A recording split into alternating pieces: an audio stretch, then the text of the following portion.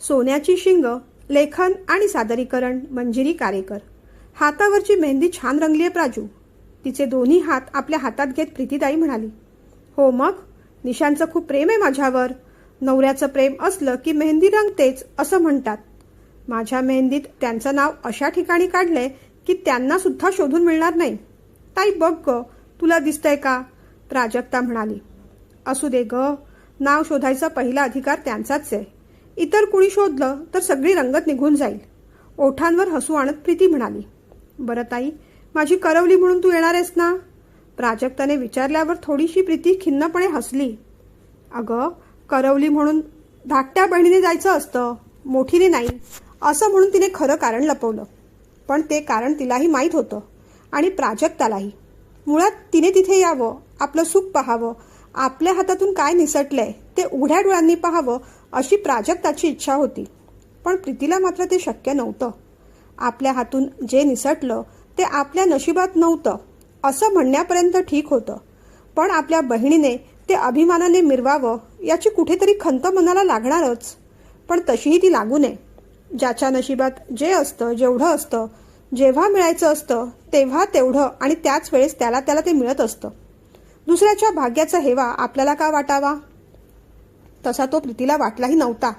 आपल्या नशिबात जे नव्हतं ते आपल्याला मिळालं नाही इतकं सोपं गणित होतं. पण आपल्याला नाकारलं गेलं याचं मात्र दुःख मोठं होतं. जगण्यासाठी, सुखासाठी, आनंदासाठी स्पर्धा असणं चुकीचं नाही. पण त्या स्पर्धेला जेव्हा तुलना चिकटली जाते, गोम खरी तेव्हा होते. आणि ही तुलना जेव्हा एकतर्फी होते आणि तुला एकाच बाजूला सतत झुकली जाते, तेव्हा मग आपल्याकडे असलेल्या उणिवांची जाणीव तीव्र होत जाते. मग आपण तुलनेतही मागे पडतो आणि स्पर्धेतही. इतरांनी आपल्याला नाकारता एक वेळ अशी येते की आपणही आपल्याला स्वीकारणं जड होऊ लागतं. लहानपणापासून प्राजक्ता चुणचुणीतच होती. तसं दोघींच्या वयात अंतर फक्त 2-2.5 वर्षांचं. प्रीतीने तिला एखादं गणित समजवावं आणि ते समजून घेऊन पुढचा भाग उलट प्राजक्तानेच ताईला शिकवावा. बघितलंस किती हुशार आहे मी, असं म्हणत नाक उडवत तिच्या समोरून निघून जावं. आणि आपल्या धाकट्या बहिणीकडे प्रीतीने मात्र कौतुकानेच पाहावं. 60% कौतुक 50% असतं, 80% नाही. प्राजक्ताने मिळवलेल्या 80% प्रीतीचे 60% नेहमीच उपेक्षित राहिले. ते कधीच कौतुकाला पात्र ठरले नाही. खरं तर प्रीतीचा आवाज गोड होता, पण प्राजक्ताच्या इतर सगळ्या गुणांमुळे तो झाकला गेला. तिचं गुणगुणणं स्वतःपुरतीच राहिलं. कॉलेजच्या शेवटच्या वर्षाला असताना प्रोफेसर मराठे मॅडमनी खूपच आग्रह केला म्हणून तिने स्पर्धेत भाग घेतला आणि पहिला नंबर मिळवला. परीक्षक म्हणून आलेले अभय वैद्य यांनी कौतुक करत तिच्या हातात ट्रॉफी ठेवली. कार्यक्रम झाल्यानंतर सोबत त्यांनी विचारलं सुद्धा होतं, मी माझ्या नवीन गाण्याचा अल्बम काढणार आहे, त्यात गायला तुम्हाला आवडेल का? अपयशाची जशी भीती वाटते तशी माणसाला यशाची सुद्धा भीती वाटत असते. हे यश आपल्याला पचवता येईल की नाही, त्याच्यात काही धोका तर निर्माण होणार नाही ना, अशा विचाराने स्वतःच्या प्रगतीचा मार्ग माणूस कधी कधी स्वतःच बंद करत असतो. तिने होकार नकार काहीही कळवला नाही. पण अभय वैद्य सरांनी मात्र तिच्या हातावर स्वतःच्या ऑफिसचं एक कार्ड ठेवून दिलं. कधी वाटलं तर जरूर कॉन्टॅक्ट करा असं म्हणाले. पण तिने कधीच कॉन्टॅक्ट केला नाही. तशी हिंमतही झाली नाही आणि जरूरही वाटली नाही. शिक्षण झालं आणि एका प्रायव्हेट कंपनीत नोकरी मिळाली. 2-3 वर्षांनी लग्नाचा विषय निघाला. दिसायला ती नाकी डोळी छानच होती, पण प्राजक्ता समोर आली की मात्र ती फिकी वाटायची. विवाह मंडळातून आलेलं स्थळ. मुलगा दिसायला छान होता, श्रीमंत, खानदानी, चांगला शिकलेला होता. त्याच्या आईला पाहताच क्षणी प्रीतीचा फोटो आवडला. बघण्याचा कार्यक्रम झाला. त्यांना सोज्वळ प्रीती फार आवडली. निशांतने सुद्धा होकार देऊन टाकला. पण अचानक 2 दिवसांनी तिथून नकार आला. नुसता नकारच नाही, पण एक वेगळ्याच होकारासह. प्रीतीला नकार, पण प्राजक्तासाठी मात्र होकार. खरं तर प्रीतीच्या वडिलांनी तेव्हाच्या तेव्हाच नकार कळवून टाकायला हवा होता. पण निशांत आणि त्याची आई स्वतः घरी आले आणि म्हणाले, हे पहा, प्रीतीचे बाबा वाईट वाटून घेऊ नका. अहो, लग्न हे एकदाच करायचं असतं. प्रीती मला आवडली.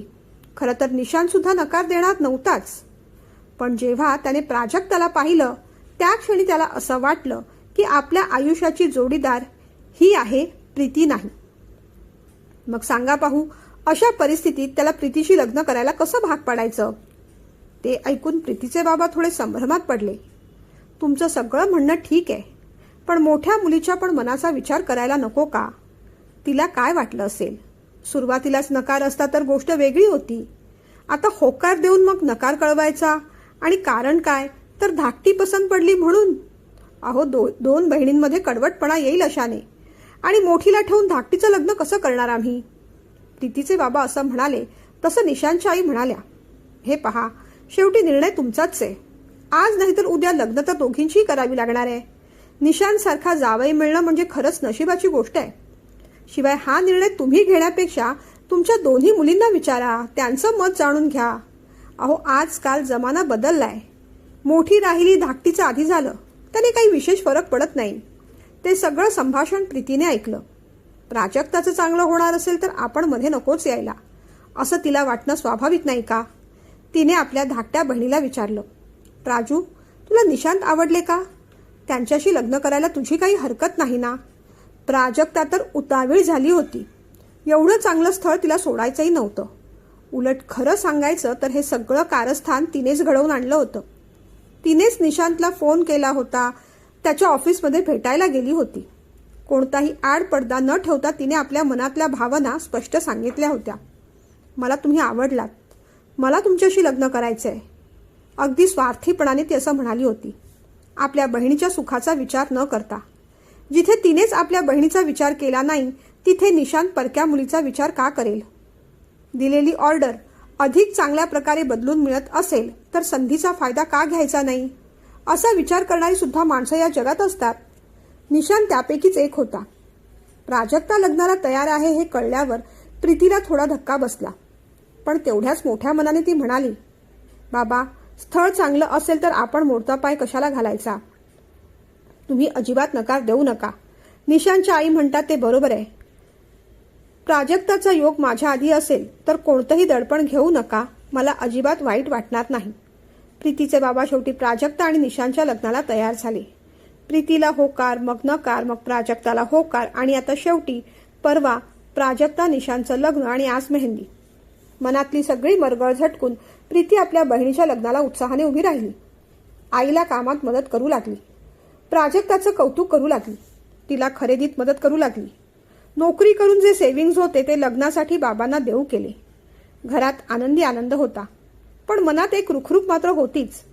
प्रीतीचं लग्न आधी व्हायला हवं होतं. प्राजक्ता मात्र आपल्याच आनंदात होती. सगळं तिच्या मनासारखं घडलं होतं. आपल्या ताईबरोबरच असं वागताना जराही तिचं मन कचरलं नाही. लहानपणापासून ते कधीच कचरलं नव्हतं तसं. आपल्या सगळ्या कठीण प्रसंगात आपल्या ताईनेच आपल्याला साथ दिली आहे हे ती अगदीच विसरली. लहानपणी सुद्धा ती आजारी असताना ताई तिची काळजी घ्यायची. शाळेतून घरी येताना पैसे कमी असले तरी स्वतःकडचे पैसे तिला बर्फाचा गोळा घेण्यासाठी द्यायची. दिवाळीला कधी पैशांची तंगी असली तर मोठ्या मनाने म्हणायची, बाबा, प्राजूला ड्रेस घ्या, मला नको. ती नर्वस झाली की तिला हसवायची. तिने मनातलं काही शेअर करू पाहिलं तर तिला काही सांगायचं असेल तर शांतपणे ऐकून घ्यायची. आपल्या बुद्धीला पटेल असं तिच्या भल्याचं सोल्युशन पण द्यायची. प्राजक्ताला सुद्धा माहीत होतं की ताई आपली स्ट्रॉंग सपोर्ट सिस्टम आहे. कधीही गरज लागली तर ताईकडेच धाव घ्यायची. ती नाही म्हणणारच नाही, उलट स्वतःकडचंच काढून देईल आणि आपलं पोट भरेल. आपल्या स्वार्थीपणाचा घडा ताई तिच्या चांगुलपणाच्या जलाने भरत होती हे प्राजक्ताला कधी समजलं नाही. तिने समजून घेतलं नाही. कळलं असलं तरी तिने आपल्या त्या अंगाला कधीच लावून घेतलं नाही.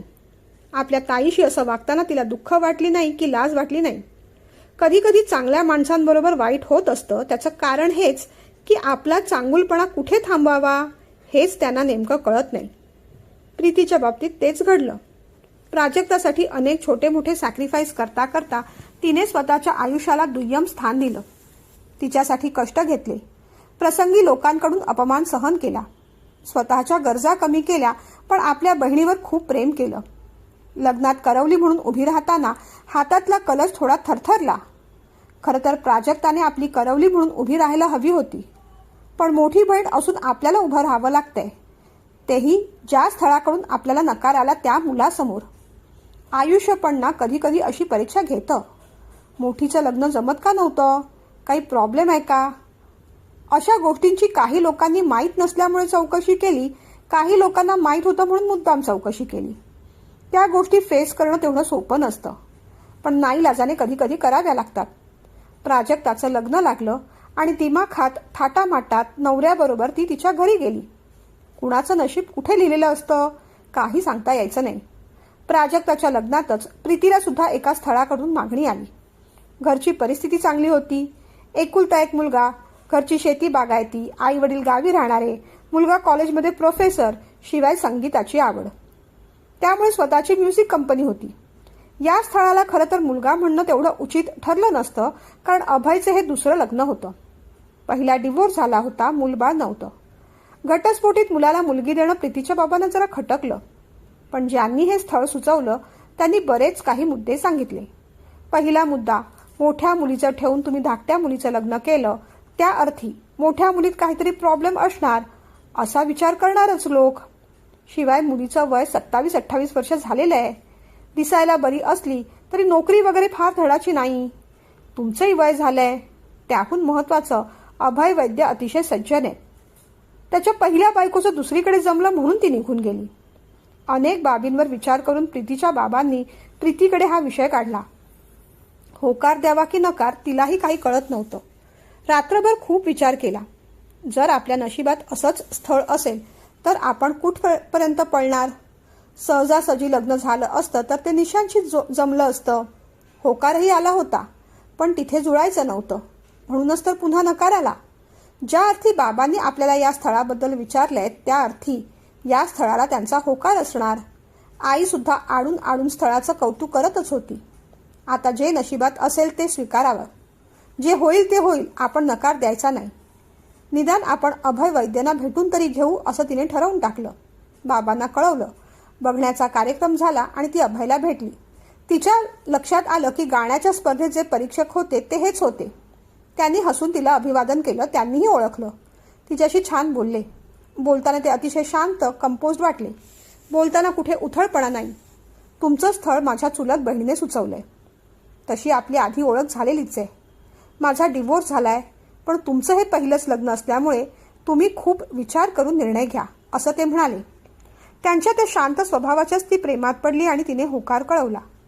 काही महिन्यात हिचंही लग्न झालं. लग्न साध्या रजिस्टर्ड पद्धतीने केलं. कुठेही दिखावा नाही, शोबाजी नाही. दोघी बहिणी आपापल्या संसाराला लागल्या. प्रत्येकाचं कर्म पण फिरून येतच बरं का. 2-3 महिन्यातच प्राजक्ताला दिवस गेले. ती अगदी आनंदात होती. आणि तशातच एक बातमी कळली, ती म्हणजे निशांतचं बाहेर कुठेतरी अफेअर आहे. सुरुवातीला विश्वास वाटला नाही, पण हळूहळू त्याच्या हालचालींवर ती बारीक लक्ष देऊ लागली. तेव्हा त्याला किती व्यसनं आहेत हे कळलं. नुसती अफेअर्स नाहीत तर अफेअर्स आहेत याचा तिला धक्का बसला. एकदा उशिरा तो असाच दारू पिऊन आला. त्या दोघांचं भांडण झालं आणि त्या भांडणात त्याने त्याच्या काळ्या कर्तुतीचा आणि 2 अफेअर्सचा पाढा वाचला. तिला खूप धक्का बसला. तिने सासूबाईंकडे तक्रार केली, पण त्यांनी सरळ हात उचलून घेतले. हा तुमचा नवरा बायकोचा प्रश्न आहे, यात मला ओढू नका असं म्हटलं. ती अगदीच हेल्पलेस झाली. मग नाईलाजाने तिने शेवटी ताईला फोन केला. ताईला सुद्धा खूप धक्का बसला. हिम्मत करून तिने ही सगळी गोष्ट आपल्या मिस्टरांना, अभयना सांगितली. त्यांनी सुद्धा यावर विचार केला. शांतपणे बोलून हा प्रश्न सोडवायला हवा, पण त्याआधी निशांतचं काय म्हणणं आहे हे सुद्धा ऐकून घ्यायला हवं असं त्यांचं मत झालं. काहीतरी मार्ग निघतोय का, किंवा काही गैरसमज झाले आहेत का या उद्देशाने ती 2 दिवसांनी निशांतला भेटायला गेली. निशांत त्याच्या ऑफिसमध्येच होता. अगदी शांतपणे, हळुवारपणे, नम्रपणे ती त्याच्या समोर जाऊन बसली. हे पहा निशांत, मी इथे कोणतीही उलट तपासणी करायला आलेले नाही. मला फक्त माझ्या बहिणीची काळजी आहे म्हणून मी इथे आले.